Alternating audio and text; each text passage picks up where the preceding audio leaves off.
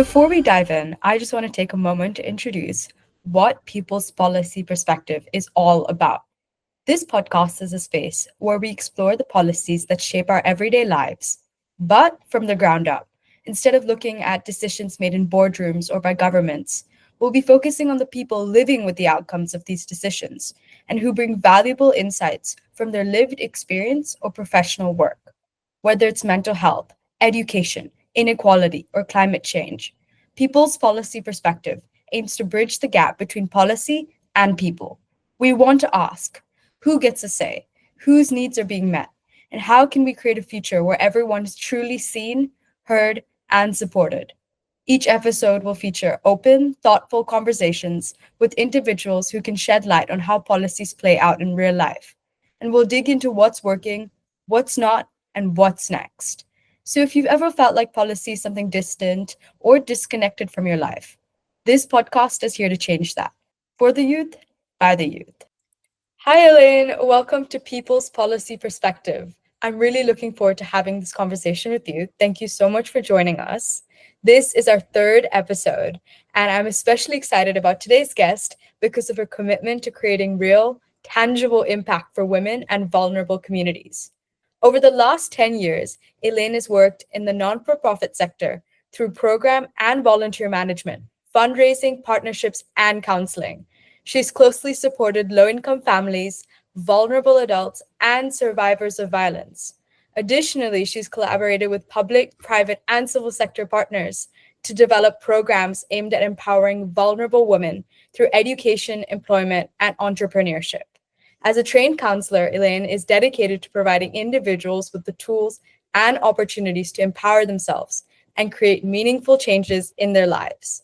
Right now, she's currently working as a senior manager of programs and grants at Her Rise Above, an organization dedicated to empowering women through education, employment, and entrepreneurship. Let's get right into it. To start us off, what led you to pursue and be interested in your current field in the non-for-profit sector? Thanks, Sachi. Thank you for having me today. Super excited to share about my journey and how we've been doing the work that we do in the social service sector in Singapore. I would say my career has been shaped by my personal life. I was born and raised in the Philippines, and when I was 10 years old, I moved to Singapore with my family. Both places are home to me, and having lived in both, I've gained a deeper appreciation for diverse communities. I've seen up close the impact of lack and sometimes the poverty of opportunities, but also the transformative power of access. Just having access to different opportunities just changes the trajectory of an individual and therefore the family. And I'd say that has been my guiding light as I grow my career in this sector. So it's really stemmed from when you were younger and your childhood. That's amazing to hear. Definitely. In Philippines, we have this concept. It's called kapwa. There's no real direct translation to English of this word, but it basically means like shared humanity. It says that I am you and you are me. And if you are struggling, if you are in need, how can I then turn a blind eye if I am you and you are me? So I think that's a value that has been inculcated in the way I was raised, I guess, by my parents and my grandparents. And it's something that stuck and stayed with me all through. That is such a beautiful saying. I really love it. I'm probably going to continue saying it long after this call. With with over a decade in the industry covering program management, volunteer coordination, partnerships, and counseling, how do you see these roles intersect in driving policy changes for women empowerment? I mean, these areas sound like they may be distinct from one another, but actually, when used together, they can create a very strong foundation for advocacy. And it is an advocacy that is grounded in the lived experience of the community and is also amplified by the support from the community. So program design gives you the structure. It is where you test ideas. It's where you measure your impact. It's a way for you to understand how people actually experience the system. It allows you to identify the gaps and uncover opportunities for meaningful change. Volunteer management and partnerships is how we build cross-sector collaboration. When a volunteer or a funder or a partner engage with us, or with our community, they don't just share their skills or their resources. What they would do is they often walk away with a deeper understanding of the lived experiences of the community. And that insight is powerful, because what it does, it leads to having champions in unexpected places. And counseling for me, in this, I mean, being a counselor myself, um, I feel like this is the most important, because it is the soul of the work. It reminds us that no policy, no program matters if it does not meet where the people are. Um, it is a constant reminder that dignity and agency must be at the heart of what we do. That's that's fair. Yeah, that makes sense for sure. Has there ever been, in all of your years of working, a story or something that someone said to you that's other than the saying that you just said that really stuck with you and made me think, this is why I do this, and this Mhm. is why I appreciate what I do? I think when I was a young counselor, um, and I guess this has come to do with, like, wanting impact and change to happen right away. I find that, okay, if we do all these counseling, but that nothing is working, or like I don't see things moving along. And as a counselor, you also get clinical supervision. So you meet with another counselor, then that's when you kind of like talk about the cases that you handle, not in a gossipy way, but more like, what am I missing here? So as a young counselor, then I was told, like, hey, your role is not to fix things, and your role is to journey with this woman or with this family, so that when they're ready to make these changes in their lives, they know they're being supported. And I think that stuck with me, because in every program that I've now designed, and every partnerships I've built, and every team I've led, it's not so much on like, you're prescribed to do this, do it this way, but it's more like, okay, these are the tools you need, or these are the tools that can help you use that, so that you can make informed decisions about your life, or impactful changes in whatever circumstances you're faced with. So I think that really stuck with me, giving the agency back to the person, not even giving it back, like they've always had it, but trusting that the person has the power to make those changes within their lives. So that's something that has been always at the back of my head whenever I design programs, or even every interaction that I have with our community members. It's so amazing that you've guided so many people and families through this process and helped them like find themselves. Can you share some insights into how public policies impact grant acquisitions and resources allocation for ground ups, for specifically for Her Rise Above? So there's definitely been a progress on this. I think more funders and more institutions are now seeing or recognizing the value of ground up initiatives. We're seeing more grant opportunities tailored for smaller and community led efforts. And that's a very encouraging shift, because ground ups are often closest to the issue. They have the deepest understanding of the community, and we're nimble. We're able to have that flexibility to respond quite quickly. Is there like a specific project or program that made a really deep impact on you, not just on the woman that you were helping, but also in terms of advocacy or maybe a policy shift? So one of the programs that I'm really proud of and still actively working on is Her Rise Above. It supports women entrepreneurs from diverse backgrounds through business mentorship, through funding, and market exposure. It actually started as a very basic business skills mentorship program, but it has grown to something much bigger. And what we're seeing is a shift in the way people think what a women entrepreneur should look like. Now, a lot of the women we work with are caregivers, they're survivors, or, just not yet in the position to return to the traditional workforce. So for them, running a home based business is a real livelihood. It's not a hobby, it's not a side hustle. And I think it deserves to be seen that way. And what is encouraging is, the growing recognition of that.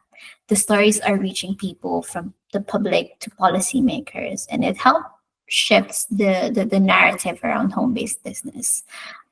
It's still in its early days, but we are starting to see more conversation on how these type of businesses can be better supported. And I think that kind of acknowledgement is a very big step forward for something like this. It's so good to see her rise above growing so much. Mhm. You've Yes. worked with a variety of specialists and Mhm. stakeholders in your job. As a senior manager of programs and grants, working in an organization that empowers women and requires teamwork, how do you collaborate with counselors and caseworkers or other team members to ensure success in such complex and high stakes projects? Mm. Collaboration is everything. So our program brings together all these people, right? Including volunteer mentors, social workers, corporate partners, funders.